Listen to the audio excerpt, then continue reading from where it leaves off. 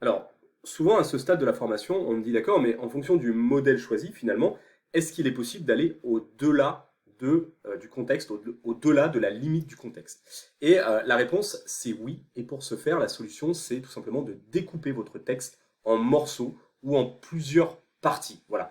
Donc, au lieu d'envoyer finalement un texte, un article, quelque chose tout entier d'un seul coup, eh bien, vous pouvez envoyer le texte en plusieurs parties et en fait demander ensuite à ChatGPT de synthétiser chacune de ces parties séparément, puis au final, à la fin, eh bien, de vous faire une synthèse globale. Donc la méthode, elle est assez simple, j'imagine que vous l'aurez comprise. Eh bien, vous allez prendre votre article, votre texte, votre livre, peu importe, et vous allez lui demander de le diviser en petites sections. Donc par exemple, chapitre par chapitre, section par section, page par page.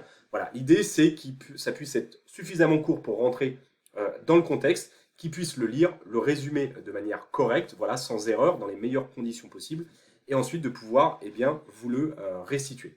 Donc un exemple de prompt très simple pardon, ça pourrait être, voici la première partie d'un texte, d'un article, d'un livre, peux-tu la lire et me faire une synthèse claire et concise? Donc là, vous allez lui donner le texte, bien évidemment en fonction du contexte approprié. Il va le lire, il va vous faire une synthèse. Hein. Donc du coup, en termes de token, eh bien, on va être très bien. Et en fait, cette première partie, vous allez la prendre et vous allez la copier-coller, par exemple, dans un fichier Word, bloc-notes, peu importe. Voilà. Ensuite, vous allez faire un deuxième prompt. Voici la deuxième partie.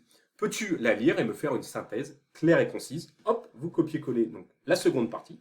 Donc là, il n'a pas besoin de se rebaser sur ce qui avait été dit précédemment. Il prend la seconde partie d'un bloc et il va vous faire une synthèse claire et concise, etc., etc., etc. À la fin, eh bien, ce qui est intéressant, c'est que à chaque fois, donc, vous avez pris son résumé, vous l'avez copié-collé dans un Word. Donc, je sais pas, à la fin, vous avez peut-être 5-6 parties qui ont été synthétisées. Et donc, du coup, comme ça a été synthétisé, ça a été réduit par ChatGPT. Et à la fin, eh bien, vous allez lui envoyer uniquement le résumé au format Word, qui contient toutes vos parties synthétisées, toutes vos parties résumées. Et vous allez lui demander un dernier prompt. Voilà, est-ce que tu peux faire une synthèse globale de ce document? Et lui, en fait, il va faire cette synthèse globale par rapport aux synthèses qu'il a faites précédemment. Et c'est vraiment la meilleure des techniques parce que ça va avoir pour effet d'éviter de saturer justement le contexte au fur et à mesure.